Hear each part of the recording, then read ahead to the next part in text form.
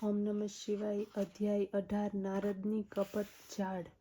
સનતકુમાર બોલ્યા કે હે મુનીશ્વર, તે ધર્મપૂર્વકના રાજ્યના સંચાલનને જોતા તેમજ તેના ભાતૃભાવને જોતા દેવતાઓ સ્તબ્ધ થયા. તેમણે દેવાધિદેવ શંકરનું મનમાં સ્મરણ કરવાનું આરંભ્યું. કેટલી રીતે પ્રાર્થના કરી ત્યારે ભક્તોની કામના પૂરી કરનાર શિવજીએ નારદજીને બોલાવીને દેવ કાર્ય કરવાની ઈચ્છાથી તેને ત્યાં મોકલ્યો. શંભુ ભક્ત નારદ શિવની આજ્ઞાથી દેવપુરીમાં ગયા. ઇન્દ્રાદિક દેવતાઓ વ્યાકુળ થઈને શીઘ્રતાપૂર્વક નારદજીની સ્તુતિ કરવા લાગ્યા. ઉત્કંઠાભરી દ્રષ્ટિથી બધાએ નારદજીની તરફ જોયું. પોતાના સર્વ દુઃખોને કહીને દૈત્યોનો નાશ કરવાને માટે પ્રાર્થના કરી. નારદજીએ કહ્યું, હું સર્વ જાણું છું, એને માટે હું દૈત્યરાજ જલંધરની પાસે જવાની ઈચ્છા રાખું છું.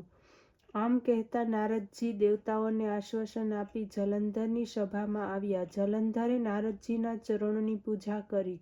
હસતા હસતા તે બોલ્યા, બ્રહ્મન, કહો, આપ ક્યાંથી આવી રહ્યા છો ને આપે ક્યાં ક્યાં શું શું જોયું? કોઈ પ્રયોજનથી આવ્યા છો? મારે યોગ્ય જે હોય તે આજ્ઞા આપો. જલંધરના આ પ્રકારના વચનો સાંભળીને નારદજી પ્રસન્ન થયા અને બોલ્યા, હે દાનવરાજ, મહાબુદ્ધિમાન જલંધર, તમે ધન્ય ધન્ય છો, કારણ કે આ સમયે સર્વ લોકોના રત્નોના ભોગતા એક તમે જ છો. હે દૈત્ય શ્રેષ્ઠ, હવે આપ મારા આગમનનું કારણ સાંભળો કે જેને માટે હું અહીં આવ્યો છું. હે દૈત્યરાજ, હું સ્વેચ્છાથી કૈલાસ પર્વત ઉપર ગયો હતો, જ્યાં 10,000 યોજનમાં પથરાયેલું કલ્પવૃક્ષ વન છે, જ્યાં મેં સેંકડો કામધેનુને ચરતી જોઈ તથા એ જોયું કે તે વન ચિંતામણીથી પ્રકાશિત પરમ દિવ્ય અદ્ભુત અને ચારે બાજુએ સુવર્ણમય કાંતિમાન છે. તે જ વનમાં મેં ત્યાં પાર્વતીજીની સાથે બેઠેલા શિવજીને પણ જોયા, જે સર્વાંગ સુંદર ગૌરવર્ણ ત્રિનેત્ર છે અને મસ્તક ઉપર જેમણે ચંદ્રમાને ધારણ કર્યો છે. આ જોઈને મને ઘણું આશ્ચર્ય થયું કે આના જેવો સમૃદ્ધિવાન ત્રિલોક્યમાં કોઈ છે કે નહીં. હે દૈત્યરાજ, આ સમયે જ મને તમારી સમૃદ્ધિનું સ્મરણ થઈ આવ્યું અને એને જોવાની ઈચ્છાથી હું અહીં તમારી પાસે ચાલ્યો આવ્યો છું. આ સાંભળીને જલંધરને ઘણો જ હર્ષ થયો. તેણે નારદને પોતાની સર્વ સમૃદ્ધિ બતાવી. તેને જોઈને દેવતાઓનું કાર્ય સાધન કરવાની ઈચ્છાવાળા શિવ પ્રેરિત નારદે જલંધરની ઘણી પ્રશંસા કરી અને કહ્યું, હે નિશ્ચયપૂર્વક તમે ત્રૈલોક્યપતિ થવાને માટે યોગ્ય હતા. તમારા માટે આ કાંઈ વિચિત્ર વાત નથી. હું જોઉં છું કે તમારી પાસે હવે બધું જ છે, કોઈ પણ વાતની કમી નથી. ઐરાવત તમારા પાસે છે, ઉચ્છેશ્વા ઘોડો તમારી પાસે છે, કલ્પવૃક્ષ અને કુબેરની નિધિ તમારા ઘરમાં છે, મણિ અને રત્નોના ઢગલા તમારી પાસે છે, ભૂલોક, પાતાળ અને પૃથ્વી પર જેટલા રત્નો વગેરે છે તે સર્વ તમારી પાસે છે. હું તમારા આ પ્રકારના રત્નો વગેરેના ઐશ્વર્યોને જોઈને પ્રસન્ન થયો છું, પરંતુ તમારી પાસે કોઈ સ્ત્રી રત્ન નથી. તેના વિના સર્વ તમારું આ ફીકું છે. તમે કોઈ સ્ત્રી રત્નનું ગ્રહણ કરો. આ પ્રમાણેના નારદના વચનો સાંભળીને દૈત્યરાજ કામથી વ્યાકુળ થઈ ગયા. તેમણે નારદને પ્રણામ કરી પૂછ્યું, એવી સ્ત્રી ક્યાં મળશે જે સર્વ રત્નોમાં શ્રેષ્ઠ હોય? જો આવું જોયા રત્ન ક્યાંય મળતું હોય તો આપની આજ્ઞાથી હું એને અવશ્ય લાવીશ. નારદે કહ્યું, આવું રત્ન તો કૈલાસ પર્વત ઉપર યોગી શિવજીની પાસે છે. તેમની સર્વાંગ સુંદર પત્ની દેવી પાર્વતી ઘણી જ મનોહર છે. તેના સમાન સુંદરી હું કોઈને જોતો નથી. મારા વિચારથી આવું સ્ત્રી રત્ન તો શિવની જ પાસે છે. તેથી જ તે સાચા સમૃદ્ધિવાન છે. તેમના તે રત્નોની ઉપમા ત્રણે લોકમાં ક્યાંય નથી. ત્યારે તો પરમ વિરક્ત આત્મારામ શિવજી પણ તેના વશમાં થઈ ગયા છે. આ દૈત્યને આ પ્રમાણે કહીને દેવ કાર્ય કરવાની ઈચ્છાથી આકાશ માર્ગે ચાલતા થયા. અધ્યાય 19 દૂત સંવાદ. વ્યાસજી બોલ્યા, હે સર્વજ્ઞ સનતકુમાર, દૈત્યરાજે પછી શું કર્યું? મારે એ વાતને વિગતે જાણવી છે. આપ તે વિષયમાં મને કહો. સનતકુમાર બોલ્યા. તેમના ગયા પછી જલંધરે પોતાના રાહુ નામના દૂતને બોલાવીને કૈલાશ ઉપર જવાની આજ્ઞા કરી અને કહ્યું કે ત્યાં એક જટાધારી શંભુ નામનો યોગી રહે છે. એને મારું પરાક્રમ અને સર્વ ઐશ્વર્ય કહીને સર્વાંગ સુંદર સ્ત્રીને પત્નીને મારે માટે માંગી લાવો. દૂત શિવના સ્થાને પહોંચ્યો. નંદીએ રાહુને અંદર જતા રોક્યો, પરંતુ પોતાની ઉગ્રતાને કારણે તે શિવની સભામાં પહોંચી ગયો અને શિવની આગળ બેસીને તેમને આજ્ઞા લઈને તેણે દૈત્યરાજે કહેલો સંદેશ સંભળાવ્યો. પછી તો તે દૂતની આગળ પૃથ્વી ફાટીને એક ભયંકર અવાજ કરતો પુરુષ પ્રગટ થયો, જેનું સિંહ સમાન મુખ હતું અને જે બીજા સિંહ જેવો હતો.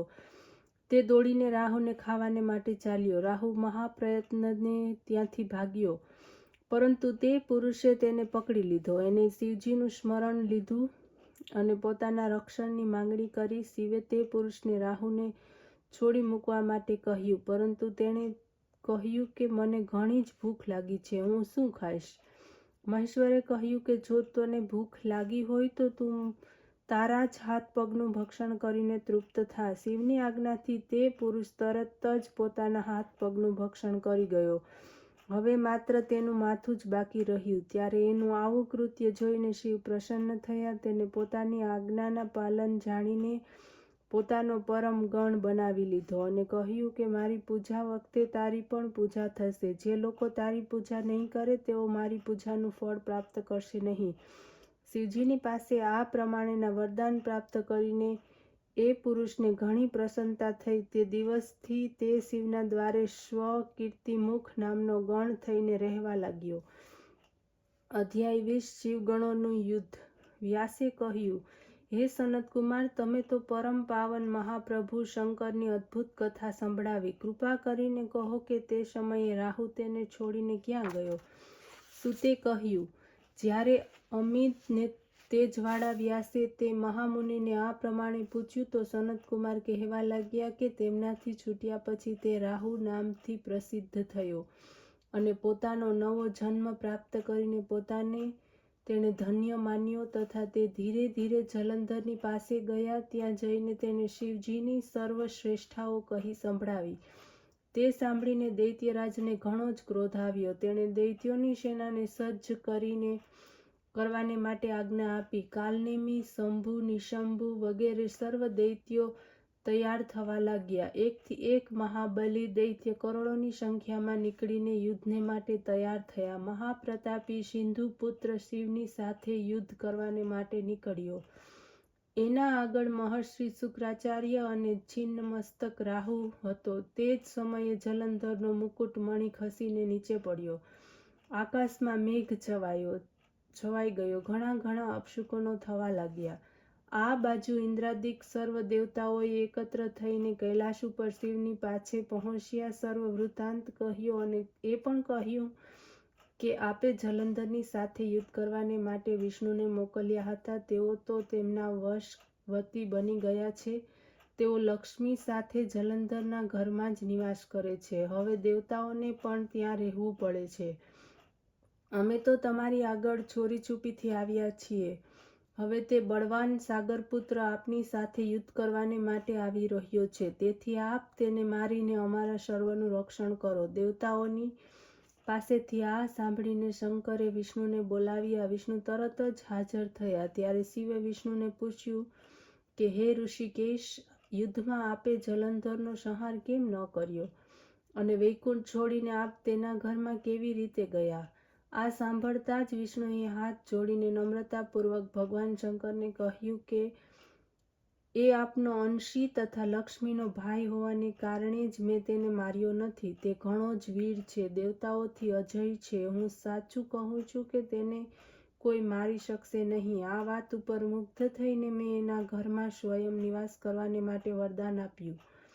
તે કારણે જ હું એના ઘરમાં રહું છું. વિષ્ણુના આ વચન સાંભળીને ભક્ત વત્સલ શિવજી હસી પડ્યા અને તેમણે કહ્યું કે દેવતાઓમાં શ્રેષ્ઠ વિષ્ણુ, આપ આ શું કહો છો? હું એ દૈત્ય જલંધરને અવશ્ય મારીશ, એમાં કંઈ પણ સંદેહ નથી. આપ સર્વ દેવતાઓ જલંધરને દ્વારા જલંધરને મારા દ્વારા મરેલો જોઈને પોતાના સ્થાને જાઓ.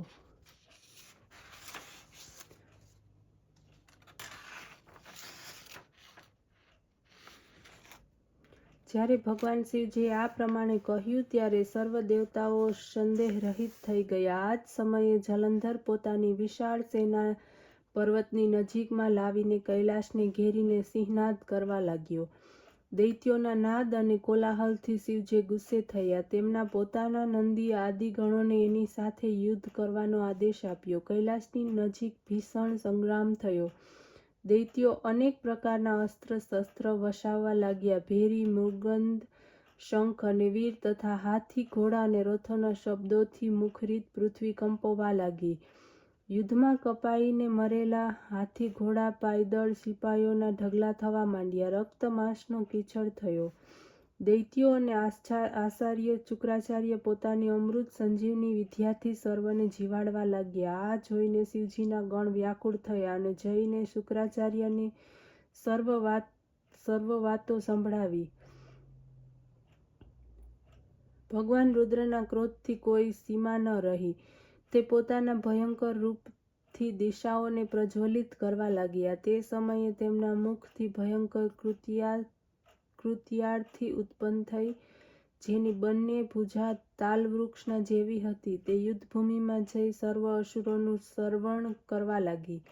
આમ ફરતા ફરતા તે યુદ્ધભૂમિમાં જઈ સર્વ અસુરોનું શ્રવણ કરવા લાગી. યુદ્ધભૂમિ ઉપર તે ભૃગુની પાસે ગઈ અને તેમણે પોતાની યોનિમાં છુપાવી લીધા.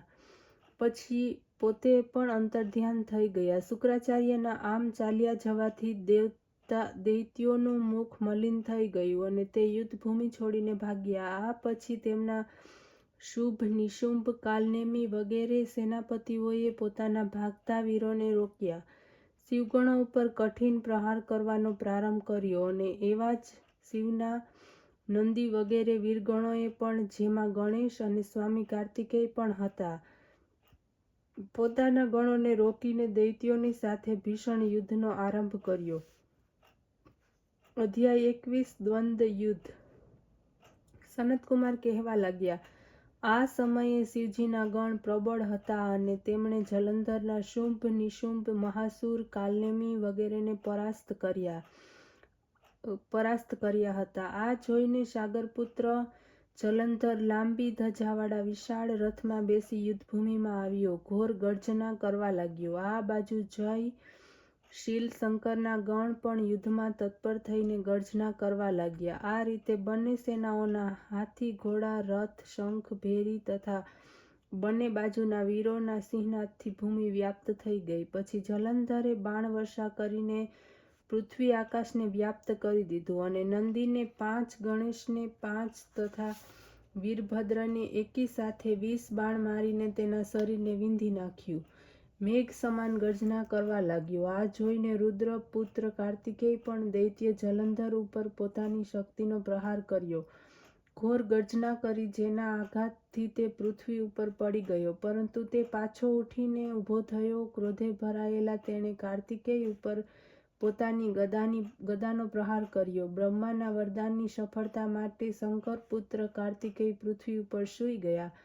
ગણેશ અને નંદી પણ વ્યાકુળ થઈ ગયા અને એના પ્રહારથી ઉપર પડી ગયા. વીરભદ્ર ઉપર પરિઘનો પ્રહાર કર્યો. પરિણામે એનું માથું ફાટી ગયું. ઘણું લોહી વહેવા લાગ્યું. વીરભદ્ર વ્યાકુળ થઈને ધરાશયી બન્યા. ત્યારે વીરભદ્રને પૃથ્વી ઉપર પડેલો જોઈને શિવજીના ગણો વિચલિત થઈને સંગ્રામ ભૂમિને છોડીને નાચવા લાગ્યા. ઓમ નમઃ શિવાય.